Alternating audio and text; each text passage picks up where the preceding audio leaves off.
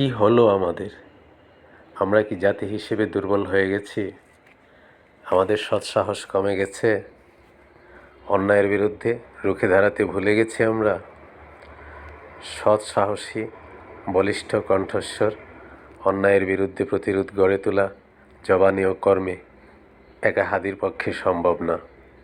থেমে যেতে হয় অন্যায় স্বার্থবাজদের হাতে। অস্ট্রেলিয়ার এক মুসলিম অভিবাসী আহমেদ আল আহমেদ একাই প্রতিরোধ গড়ে দিয়েছেন শুটারদের বিরুদ্ধে। আর যখন হাদিকে গুলি করা হয় তখন হাদির ভেহিকেলের চারপাশে চলন্ত অনেকগুলো অটোরিকশা, রিকশা, সিএনজি ও পথচারী ছিল, মাইক্রোবাস ছিল।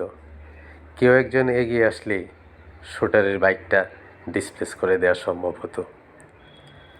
যাই হোক, হাদির শেষ ইচ্ছাটা যদি এই জাতি পূরণ করতে পারে। হাদি বলেছিলেন, এক্সট্রা কোনো সিকিউরিটি লাগবে না, শুধু আমাদের যদি কেউ গুলি করে মেরে ফেলে তাকে যেন ধরে বিচার করা হয়। হাদির শেষ ইচ্ছাটা অন্তত পূরণ হোক।